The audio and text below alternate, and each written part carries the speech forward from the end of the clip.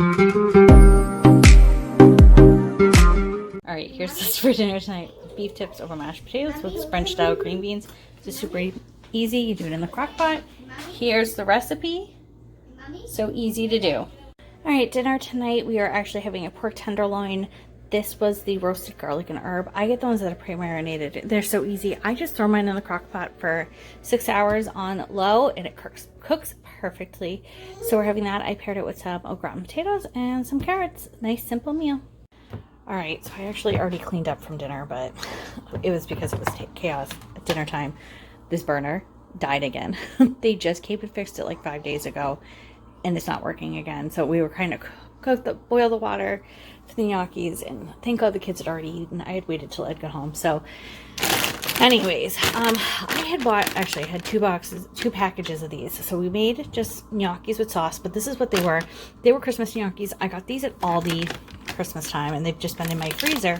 So it was spinach and potato, really, really good. And we just had homemade sauce that we had made, Christmas time. It was actually that weekend after Christmas. And I froze it and it was just enough for the one package of gnocchis, which I'm glad I only did one because it was just Ed and I. Like I said, the kids had already eaten. Our nephew isn't here tonight, so now I at least have this other one, which is great because, I mean, yeah, I had the sauce in the freezer, which I was really just trying to clean out the freezer. So that's why I used that sauce first. But, I mean, just throw it with a jar of sauce. And gnocchis are just so easy and so filling. And we just had some bread with it because we didn't have any garlic bread left from the other nights, which is fine. But quick, easy meal, and that's what we had tonight. All right, so it is actually a leftover night, and we didn't have any leftovers. And while I was at the grocery store today, I decided to pick up some of these potato skins because it's just me as working late, and I was distracted doing something, and they kind of left in there for a couple extra minutes. So the cheese is a little crunchy on top, which is fine, but just a nice, easy, comforting dinner. It's actually a cold night, so this is going to taste so good. And that's what I'm going to have for dinner tonight. Okay, so for dinner, I made baked ziti, but I actually made it in my crock pot. This is it. Hold on, Robert. This is actually the second time I've made it in the crock pot. Super easy. Couple things I do differently. I don't cook the pasta all the way through before I put it in. I cook it like halfway, drain the water, and then put it in and layer it. And another thing is, instead of just doing mozzarella cheese this time, I used Italian style cheese that I found at Aldi. Oh my God, I just had a bite of it and oh my God, it tastes so good.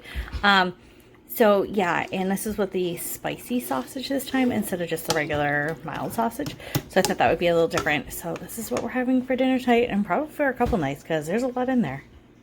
Alright, so I totally forgot to record this until after. But we had tonight, I made mozzarella and tomato, like panini kind of things. We don't have a panini maker, but I made I grilled it. But what I did is I kind of made it just like I would my non-pizzas, only made it a sandwich form. I've done a video on that, on my non-pizzas, so I will link that below. But I just put the garlic and the balsamic inside, with the seasonings, and then I just did the tomato and mozzarella and just made like a grilled cheese, and it came out really, really good. They're so yummy. It's quick, easy, and light, but yet filling at the same time, which is kind of funny. But that is what we had for dinner tonight. Okay, dinner tonight we were actually having chicken and dumplings.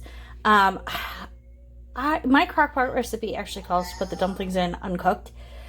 I don't think they cook well that way. So what I've been doing is just cooking them and then cutting them up like the last half hour or so and putting them in and just mixing them in. I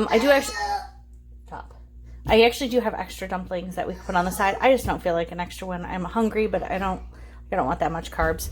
So this is what's for dinner tonight.